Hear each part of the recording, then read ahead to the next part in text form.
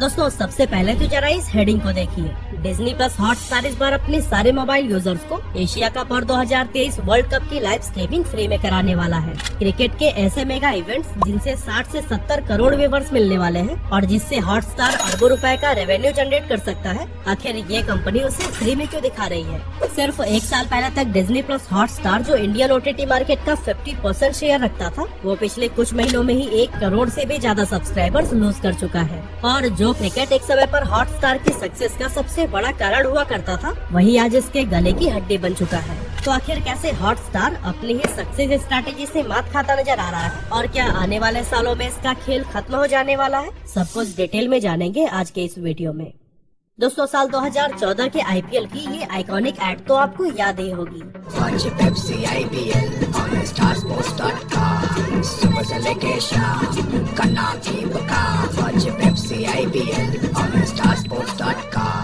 इस स्लोगन के साथ सालों से टीवी पर क्रिकेट और दूसरे स्पोर्ट्स को दिखाते आ रहे स्टार स्पोर्ट नेटवर्क ने इंटरनेट की दुनिया में भी दस्तक दी थी। अब यूँ तो साल 2012 में ही हमारे देश में 4G आ चुका था, लेकिन उस समय तक डेटा प्लान्स इतने महंगे हुआ करते थे कि भारत के एक आम आदमी के लिए ऑनलाइन लाइव स्ट्रीमिंग को अफोर्ड कर पाना काफी कठिन काम था। ऐसे में सभी के सामने यही सवाल था कि स्टार स्पोर्ट्स की ये पहल आखिर कितनी सक्सेसफुल होने वाली है। लेकिन वो कहते हैं ना, हम भारतीयों के लिए क्रिकेट एक खेल नहीं बल्कि धर्म है और इसे देखने के लिए भारत के लोगों ने सारी सीमाएं तोड़ दी। साल 2014 में जब 25% इंडियंस के पास इंटरनेट कनेक्शन मौजूद था, तब करीब 5.5 करोड़ लोगों ने starsport.com पर लाइव IPL मैच देखा।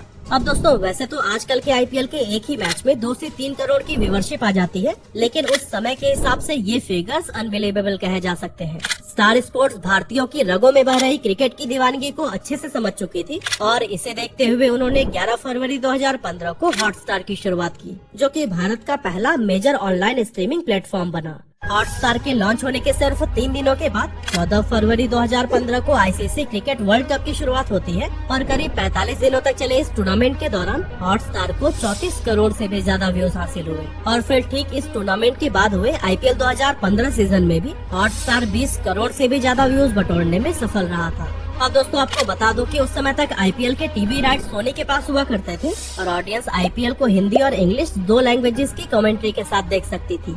हालांकि सोनी उसको बदलना चाहती थी और IPL की कमेंट्री में कई सारे और रीजनल लैंग्वेजेस को भी ऐड करना चाहती थी, लेकिन जैसा कि आप समझ सकते हैं टीवी पर ऐसा कर पाना काफी कठिन था, क्योंकि इसके लिए सोनी को हर लैंग्वेज के लिए अलग अलग चैनल्स बनाना पड़ता था, जो कि सोनी और IPL देखने वाली ऑडियंस दोनों के लिए ही झंझट भरा काम था। लेकिन दोस्तों हॉटस्टार ऐप पर ऐसा आसानी से किया जा सकता था, जिसे देखते हुए यहाँ 1-2 नहीं बल्कि पूरे 7 रीजनल लैंग्वेजेस का ऑप्शन दिया गया। इस रेवोल्यूशनरी स्टेप ने IPL और हॉटस्टार दोनों को ही पैन इंडिया पॉपुलैरिटी हासिल करने में मदद की और हॉटस्टार भारत में ऑनलाइन क्रिकेट स्ट्रीमिंग का सिनोनिम्स बन गया और अब तक तो इस मार्केट में उसकी मोनोपोली स्थापित हो चुकी थी। लेकिन दोस्तों हॉटस्टार का सपना क्रिकबज़ की तरह क्रिकेट तक सीमित रहने का नहीं, बल्कि हर तरह के व्यूअर्स को सेटिस्फाई करते हुए एक कंप्लीट स्ट्रीमिंग प्लेटफॉर्म बनने का था। इसके लिए हॉटस्टार ने क्रिकेट के अलावा फुटबॉल, कबड्डी और दूसरे स्पोर्ट्स को भी अपने प्लेटफॉर्म पर ऐड कर दिया। और दोस्तों इंग्लिश प्रीमियर लीग जैसी बड़ी फुटबॉल लीग की लाइव स्ट्रीमिंग करके हॉटस्टार ने भारत के फुटबॉल फैंस के दिलों में भी अपनी एक अलग जगह बना ली। अप्रैल 2016 में Hotstar American television network HBO के साथ भी एक डील करता है और उनके एक्सक्लूसिव कंटेंट को अपने प्लेटफॉर्म पर दिखाता है। अब अगर आप गेम ऑफ थ्रोन्स के फैन हैं, तो आप अच्छे से समझ सकते हैं कि ये अमेरिकन टीवी शो को पसंद करने वाले इंडियन फैंस के लिए कितना बड़ा टर्निंग पॉइंट था। साल 2016 में ही नेटफ्लिक्स और Amazon प्राइम भी इंडियन मार्केट में एंट्री लेते हैं, लेकिन हॉटस्टार की पॉपुलैरिटी के सामने कोई भी नहीं टिक पाता। इसी साल सितंबर में जब रिलायंस जियो अपनी अफोर्डेबल 4G सर्विस के साथ मार्केट में एंटर करता है, तो फिर भारत में इंटरनेट यूजर्स की संख्या काफी तेजी से बढ़ने लगती है और इसका सीधा असर भी हॉटस्टार की पॉपुलैरिटी पर ही पड़ता है। साल 2017 तक हॉटस्टार करीब 30 करोड़ डाउनलोड्स कंप्लीट कर चुका था और इसके पास 7.5 करोड़ से भी ज्यादा एक्टिव यूजर्स थे। लेकिन अब सवाल उठता है कि आखिर हॉटस्टार अपनी इतनी बड़ी ऑडियंस से पैसे कैसे कमा रहा था। तो दोस्तों आपको बता दो कि हॉटस्टार एक हाइब्रिड मॉडल पर वर्क कर रहा था, मतलब कि इस प्लेटफॉर्म पर मौजूद कुछ कंटेंट तो फ्री था, जिसके बीच में एडवर्टीजमेंट आती थी, और कुछ प्रीमियम कंटेंट को देखने के लिए व्यूअर्स को सब्सक्रिप्शन भी लेना पड़ता था।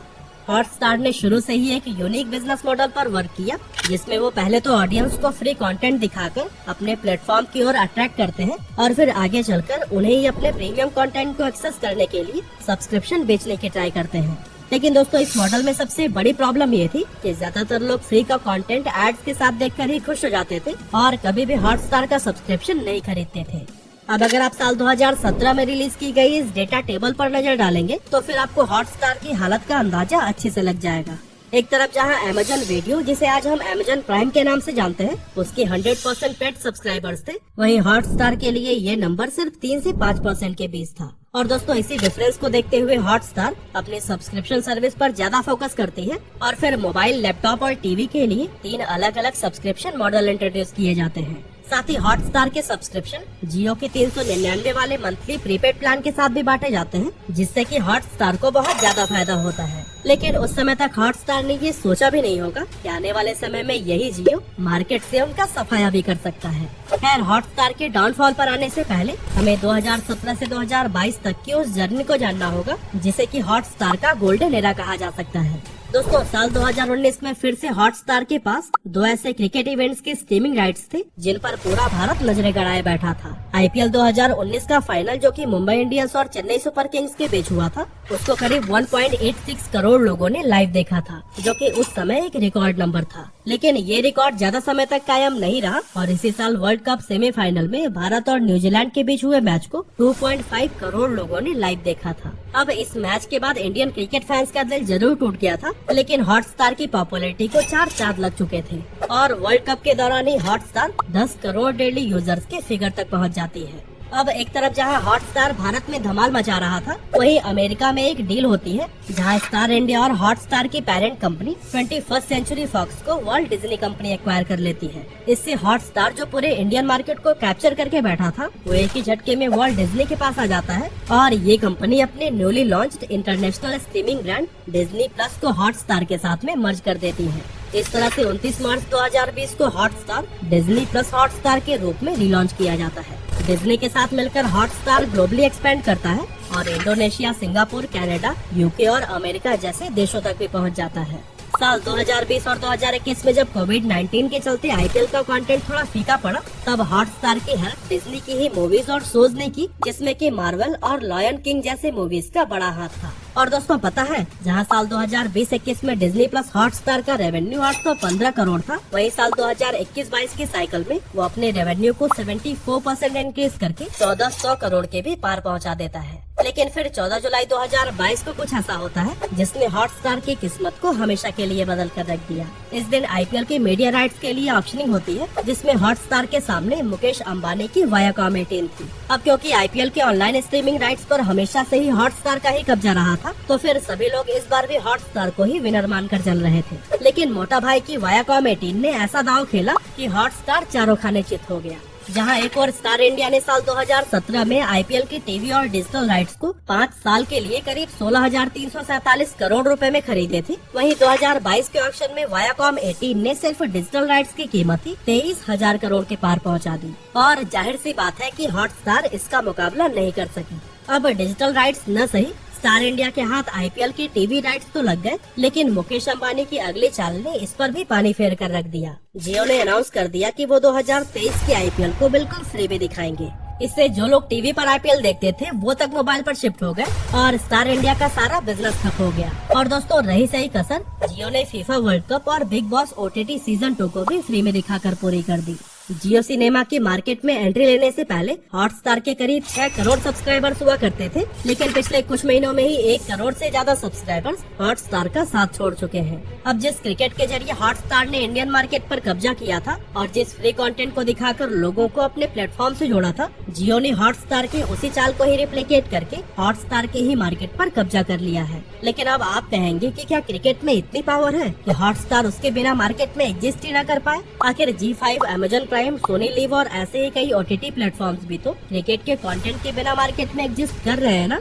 लेकिन दोस्तों हॉटस्टार के साथ जो है ना, मेन प्रॉब्लम ही कंटेंट का है। हॉटस्टार पर ज्यादातर लोग सब्सक्रिप्शन इसलिए ही लेते हैं जिससे कि वो HBO के गेम ऑफ थ्रोन्स और द लास्ट ऑफ अस जैसे शोज देख पाए। लेकिन दुख की बात तो ये है कि इसी साल 1 अप्रैल को HBO भी हॉटस्टार से किनारा कर चुका है। अब दोस्तों G5 और सोनी लिव जैसे प्लेटफॉर्म समय समय पर कुछ ऐसे शो जरूर निकालते हैं जो कि उनके प्लेटफॉर्म से ऑडियंस को जोड़े रखते हैं। दूसरी तरफ Amazon प्राइम की अगर बात करें तो इस प्लेटफॉर्म पर भी कुछ अच्छे शो जरूर नजर आते हैं। नहीं तो Amazon फ्री डिलीवरी, किंडल और Amazon म्यूजिक जैसे सर्विसेज के लिए तो लोग इसे खरीद ही लेते हैं। लेकिन दोस्तों हॉटस्टार के तो नाम में ही सिर्फ स्टार है, उस पर कोई भी ऐसा कंटेंट नहीं है जिसने कि आम इंडियन ऑडियंस को बहुत ज्यादा अट्रैक्ट किया हो। यही कारण है कि हॉटस्टार अपनी ऑडियंस को लगातार खोता जा रहा है। और खबरें तो ये भी है कि शायद आने वाले दिनों में वॉल्ट डिज्नी भी उनका साथ छोड़ दे, क्योंकि जब से IPL राइट्स के बिकने की खबर आई है तब से 25% से ज्यादा कस्टमर्स हॉटस्टार को छोड़ चुके हैं। और पहले हॉटस्टार जहां हर कस्टमर से कम $0.74 कमा रहा था, अब ये एवरेज $0.59 पर आ चुका है। और आलम तो ये है कि जियो को कंपटीशन देने के चक्कर में हॉटस्टार को एशिया कप और 2023 वर्ल्ड कप भी फ्री में ही दिखाने पड़ेंगे, क्योंकि अब अपनी ऑडियंस को जाने से रोकने के लिए और थोड़ी बहुत नई ऑडियंस को अपने प्लेटफॉर्म पर लाने के लिए उनके पास इसके अलावा कोई चारा नहीं बचा है। अब ऐसे में सवाल ये भी उठता है कि क्या फ्यूचर में जियो हॉटस्टार को एक्वायर कर सकता है? तो दोस्तों इसका सीधा जवाब होगा नहीं, क्योंकि अगर जियो का प्लान हॉटस्टार को एक्वायर करने का होता तो वो उन्हें लगातार इतने नुकसान कभी भी नहीं पहुंचाते। जियो ने हॉटस्टार की कमर तोड़कर उनका मार्केट शेयर छीना है और अब वो घाटे में जा रहे हॉटस्टार को क्यों ही खरीदेंगे। ज्यादातर पॉसिबिलिटीज ये है कि आने वाले समय में हमें जियो और डिज्नी का मर्जर देखने को मिल सकता है, और फिर जब डिज्नी का कंटेंट भी जियो के पास होगा तब शायद जियो उसे भी फ्री दिखाकर वहां से ऑडियंस बटोरेगा। तो क्या अब आने वाले समय में इंडियन OTT मार्केट से हॉटस्टार खत्म हो जाने वाला है? अब दोस्तों अगर ऐसा ही चलता रहा तो बेशक इसका जवाब हाँ में ही दिया जाएगा। फिलहाल हॉटस्टार को चाहिए कि वो IPL की पास मेमोरीज से आगे बढ़कर दूसरे कंटेंट पर भी फोकस करे। उन्हें अपने प्लेटफॉर्म पर कुछ ऐसा कड़क कंटेंट लाना होगा जो कि इंडियन ऑडियंस से रिलेटेबल हो। वैसे क्या आपने कभी हॉटस्टार का सब्सक्रिप्शन लिया है? और अगर हाँ तो हॉटस्टार के कौन से कंटेंट ने आपको अट्रैक्ट किया? अपना जवाब हमें कमेंट करके जरूर बताइएगा।